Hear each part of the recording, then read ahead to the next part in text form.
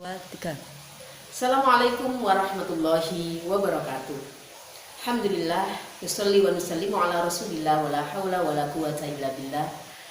Selamat datang kepada mahasiswa baru Pendidikan Kesejahteraan Keluarga, calon pemimpin bangsa, anak-anak muda milenial yang sangat ditunggu-tunggu kiprahnya untuk kemajuan, untuk kebangkitan bangsa kita dari kondisi keterpurukan.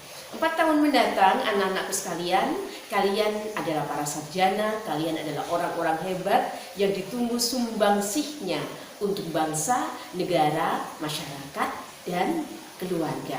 4 tahun mendatang tentunya sangat tergantung bagaimana start awal ini dimulai.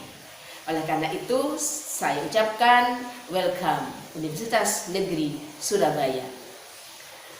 Tema yang akan kita diskusikan pada sesi ini adalah budaya akademik di pendidikan kesejahteraan keluarga. Ketika kita berbicara bagaimanakah budaya di PKK sebagai sebuah institusi pendidikan yang mengajarkan mahasiswa tidak hanya memiliki kemampuan profesional di bidangnya, tetapi juga diharapkan nanti memiliki kapasitas sebagai seorang guru, guru bagi dirinya, guru bagi keluarganya, guru bagi siswa-siswanya di sekolah, dan juga tentunya guru bagi masyarakat. Bagaimana menciptakan seorang sarjana yang layak menjadi guru bagi dirinya, bagi masyarakat, bagi orang lain. Kita lihat beberapa aspek penting dalam budaya akademik di jurusan kita. Nah, yang pertama adalah berkaitan dengan interaksi. Selama kita nanti di kampus, kita akan berinteraksi tentunya yang pertama antara mahasiswa dengan dosen. Yang kedua, mahasiswa dengan tenaga pendidikan atau bagian administrasi, bagian laboratorium, penjaga perpustakaan, dan yang lainnya. Kemudian yang ketiga, mahasiswa juga berinteraksi antar sesama mahasiswa, sesama tingkatan sekelas, atau mungkin dengan kakak-kakak tingkat kelasnya. Mereka juga berinteraksi di organisasi di dalam kampus. Nah, bagaimanakah membangun interaksi yang harmonis? Yang pertama, interaksi antara seorang mahasiswa dengan dosen atau dengan gurunya. Ada satu makalah yang disampaikan oleh Imam Ali mengatakan, "Ana abdu man 'allamani walau harfan." Saya adalah budak, orang yang mengajarkan aku ilmu walaupun hanya 1 huruf. Luar biasanya posisi seorang guru di dalam mengajarkan ilmu, sehingga kemudian Imam Ali mengatakan dia siap menjadi pembantu, menjadi budak, menjadi orang yang ikut ngeladeni, cantrik gitu ya, bagi guru yang mengajarkan ilmu. Nah, dalam konteks di dunia modern tentunya bukanlah budak ya, tetapi konteks dunia modern adalah bagaimana seorang mahasiswa menghormati gurunya, menghormati dosennya, menyayanginya, mematuhinya, dan juga tidak menyakiti hatinya. Nah, bagaimana cara menunjukkan bahwa kita itu hormat kepada guru, hormat kepada dosen, menghormati, menyayanginya agar ilmu yang kita peroleh menjadi ilmu yang barokah? Tentunya kita harus mengenal tata cara bagaimana menyapa beliau. Maka di PKK dikenal dengan idiom 5S ya. S yang pertama adalah salam. Jadi ketika bertemu kita ucapkan Assalamualaikum. Ya. Kalau ketemu offline begitu. Setelah salam, kalau dari kejauhan tidak mungkin salam, kita lemparkan senyuman yang manis. S yang kedua adalah senyum. Kemudian S yang ketiga adalah menyapanya. Ibu, Assalamualaikum Bu, gitu ya. Kemudian S yang keempat adalah sopan santun. Bagaimana kemudian berinteraksi secara sopan dan santun. Dan yang terakhir, yang kelima adalah jangan lupa senyum. Jadi salam, sapa, senyum, sopan dan santun. Jika memungkinkan salim, maka salim, karena bersalaman itu bisa menggugurkan dosa-dosa kecil yang pernah kita lakukan. Nah, bagaimana kemudian jika interaksinya adalah interaksi online? Misalkan kita harus WA kepada dosen, maka WA kepada dosen kita mulai dengan Assalamualaikum, saya Denny dari prodi ini, mohon waktu untuk konsultasi dan sebagainya. Kita tunggu jawabannya, kemudian juga harus mencari waktu yang tepat. WA dosen jam 9 malam, tepatkah itu? Tentunya tidak. Kenapa? Karena urusan akademik diselesaikan dalam jangka waktu akademik kalau bisa. Jangka waktu akademik itu mulai jam berapa? Jam 7 pagi sampai jam 4 sore atau 5 sore. Jangan sampai kita menghubungi dosen jam 10 malam, jam 9 malam, waktunya beliau beristirahat, mengurusi keluarganya, kita sibuk minta waktu konsultasi. Nah, ini juga perlu diperhatikan.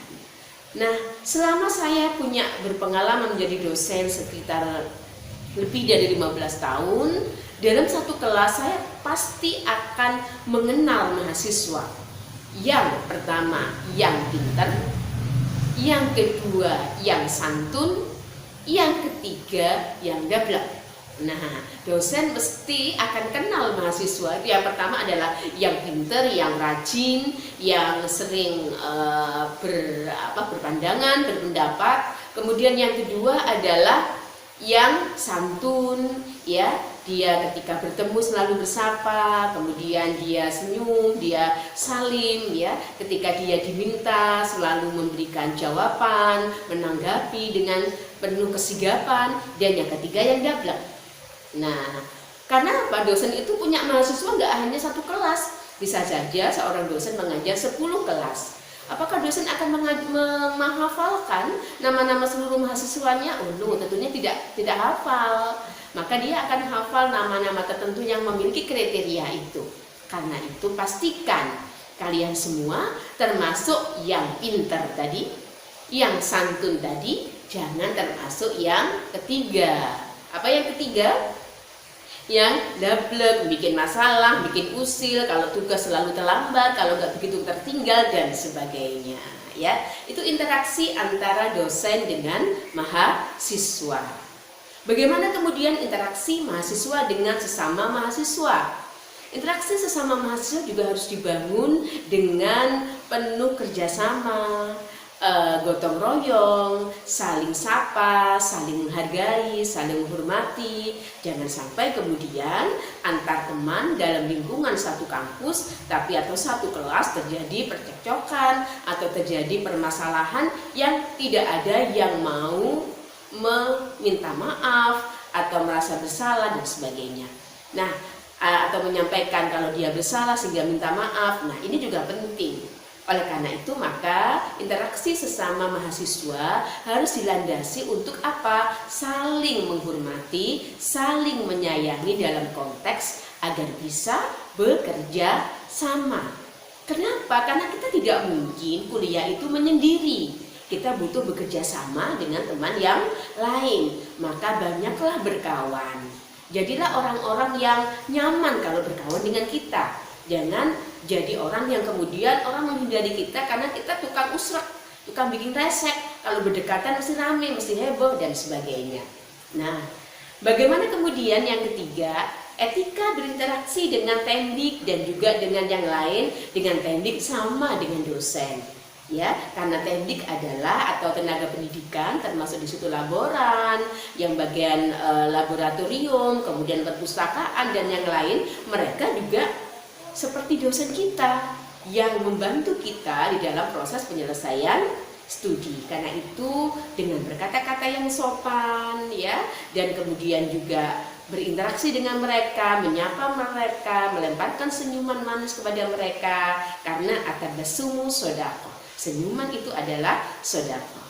Nah, bagaimana kemudian interaksi dengan lawan jenis? Ini penting.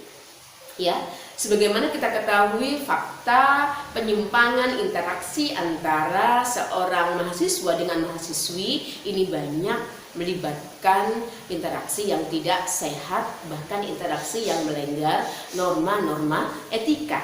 Oleh karena itulah kemudian di PKK ini ya kita sejak awal ditegaskan, kalau Anda adalah laki-laki maka pastikan bahwa kamu tetap laki-laki. Ya, mungkin ada yang ngambil prodi tata busana atau mengambil tata rias, semua satu kelas 40 orang cewek, dia sendirian cowok. Tetap bahwa identitasnya adalah laki-laki. Tidak boleh kemudian karena bergumul selalu bersama teman-teman yang putri, akhirnya kemudian dia mengalami penyimpangan. Jadi kemudian agak lebay-lebay. Nah, ini harus dihindari. Karena itu selalu saya tekankan komitmen identitas diri. Identitas diri termasuk identitas jenis kelamin. Kalau kamu laki-laki maka tetaplah jadi laki-laki. Kalau kamu perempuan tetaplah jadi perempuan. Ya, yang feminim, yang laki-laki tetaplah laki-laki sesuai dengan karakter seorang laki-laki. Jangan karena di prodi yang nuansanya adalah nuansa kecantikan, nuansa desain, kemudian ada orientasi yang menyimpang, maka ini tidak kita inginkan. Nah, bagaimana kemudian interaksi lawan jenis ya? Tadi kan ketika minoritas nih satu orang bersama 40 yang semuanya cewek, maka tadi identitas harus tetap dikukuhkan. Nah, bagaimana kemudian ketika anak PKK berjumpa dengan anak teknik mesin atau anak teknik elektro atau teknik informatika yang kebanyakan mereka laki-laki, kemudian terjadi rasa saling suka, saling sayang dan seterusnya, maka ini juga harus benar-benar dikendalikan. Kenapa? Agar interaksi yang terjadi antara lawan jenis tadi dalam koridor yang dibenarkan, tidak sampai melanggar tata aturan, tata etika, atau bahkan melakukan hal-hal yang menyimpang. Di UNESA ini ditetapkan satu ketentuan bahwa mahasiswa yang melanggar kode etik sebagai seorang mahasiswa, maka dia akan mendapatkan sanksi.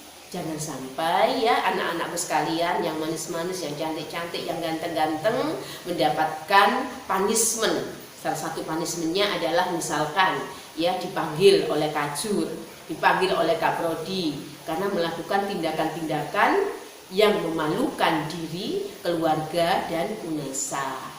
Apakah pernah terjadi? Nah, kasus-kasus tidak usah saya buka ya, karena memang pernah ada mahasiswa-mahasiswa yang memalukan dirinya, mempermalukan dirinya, keluarganya, dan juga institusi karena perbuatannya yang berkaitan dengan hubungan lawan jenis.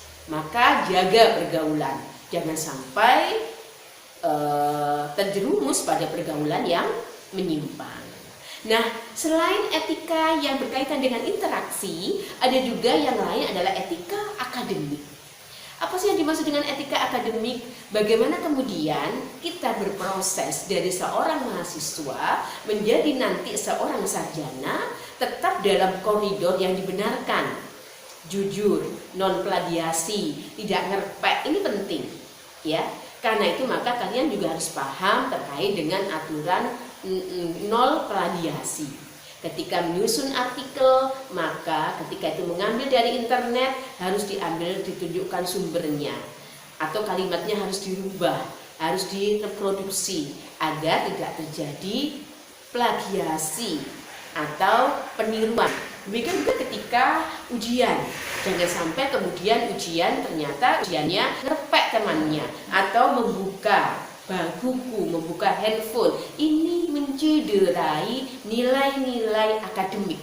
Kalau kalian sudah mencederai nilai-nilai akademik, maka sesungguhnya sebenarnya nggak layak lagi berada di institusi pendidikan. Bukan di sini tempatnya, bukan di UNESA tempatnya. Termasuk juga tugas. Jangan sekali-sekali kemudian mahasiswa membayar orang untuk menyelesaikan tugasnya. Mentang-mentang duitnya banyak, orang tuanya borju, tinggal dikirimi, ATM-nya full, dia ogah-ogahan malas mengerjakan tugas. Ada tugas yang dia sulit, akhirnya dia harapkan orang luar, kemudian dia bayar, pasti ketahuan karena dosen mengerti. kapasitas seseorang itu sejauh mana, ya, dan kemudian kemampuannya sejauh mana, kok seperti ini, apakah ini karya sendiri atau tidak, dosen pasti akan tahu.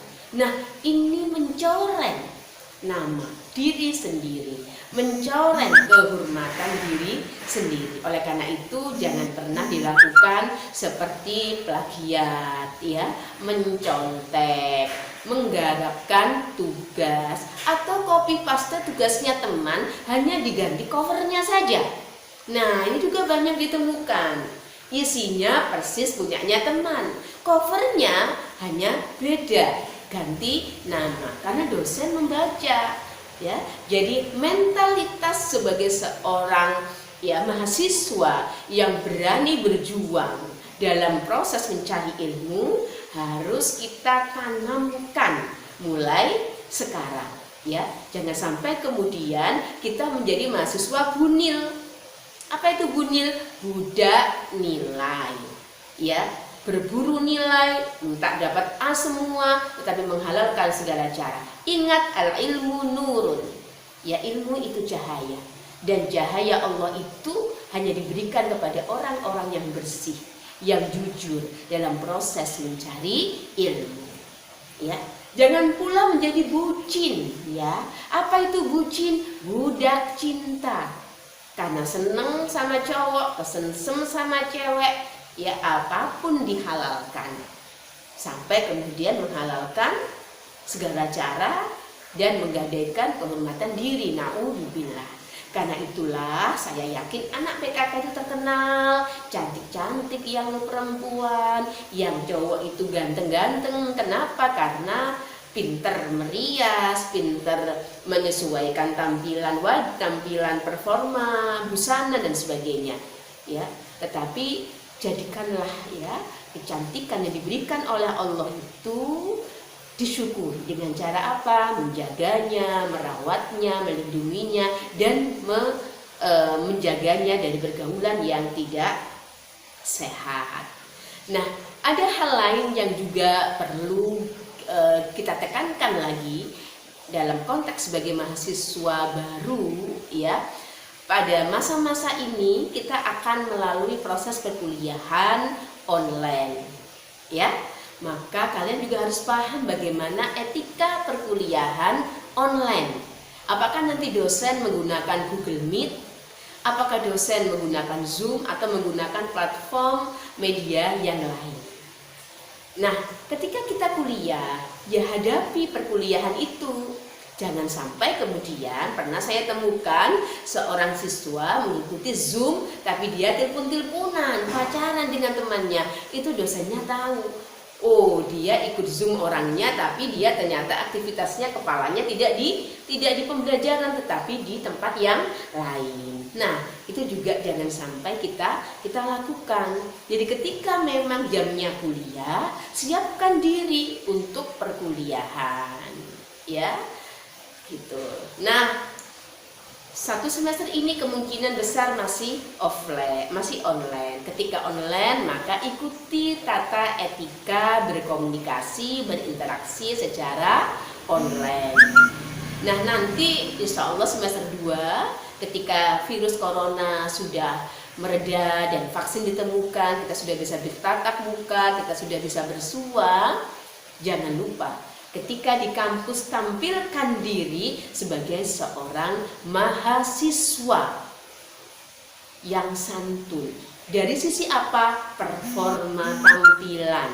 Yang cowok rambutnya dipotong rapi, disisir. Jangan sampai anak PKK kerumel-kerumel kayak belum mandi begitu, ya, ke kampus, bajunya nggak dicuci, celananya lobang-lobang, sepatunya budut, berangkat. Bukan masalah baju itu jelek atau tidak, tetapi yang penting adalah rapi. Walaupun baju itu mungkin, ya, Anda beli di shop, di all shop, ya, 100 dapat 4, nggak kelihatan kalau disetrika, kalau matching, kan begitu. Nah, PKK, Pendidikan Kesejahteraan Keluarga, meniscayakan mahasiswa berpenampilan dengan performa seorang mahasiswa intelek. Dari mulai rambutnya disisir, tidak gruwel-gruwel, ke kampus mandi, jangan hanya pakai deodoran atau pakai semprotan, mandi pakai air karena segar ya, agar menghadapi perkuliahan kita juga bisa maksimal. Selain itu, yang perempuan jangan lupa kalau pakai kerudung, pakailah kerudung, pakailah busana yang santun, jangan ketat, tidak meletet, tidak membentuk lekuk tubuh, tidak transparan. Ya, kalau tidak memakai kerudung, pakailah rok yang panjang, jangan di atas atau yang pendek, yang mini. Ini bukan mall ya. Ini adalah institusi pendidikan. Kita harus menghargai institusi pendidikan di mana kita berada. Nah, itu saja dari saya berkaitan dengan bagaimana budaya akademik di PKK. Saya simpulkan, yang pertama adalah membangun interaksi yang harmonis dengan dosen, dengan tenaga kependidikan, dengan laboran, dengan sesama mahasiswa, dengan kakak tingkatan, dengan menerapkan sopan, santun, senyum, salam, dan sapa. Kemudian etika berbusana, pakailah busana yang sopan, busana yang tidak mengumbar pornografi, ya, yang rapi, yang menunjukkan identitas sebagai seorang mahasiswa yang berperadaban dan berpendidikan. Demikian juga dalam kegiatan-kegiatan online, ikutilah tata aturan kegiatan online. Insya Allah itu yang bisa saya sampaikan. Semoga bermanfaat, menjadi refleksi anak-anakku sekalian untuk memasuki dunia kampus dengan semangat baru, dengan harapan baru, dengan mimpi baru, dan tentunya dengan sikap dan perilaku yang baru menuju anak-anak yang siap mandiri, siap menjadi orang-orang yang bisa mengabdi kepada negeri. Demikian, terima kasih. Wassalamualaikum warahmatullahi wabarakatuh.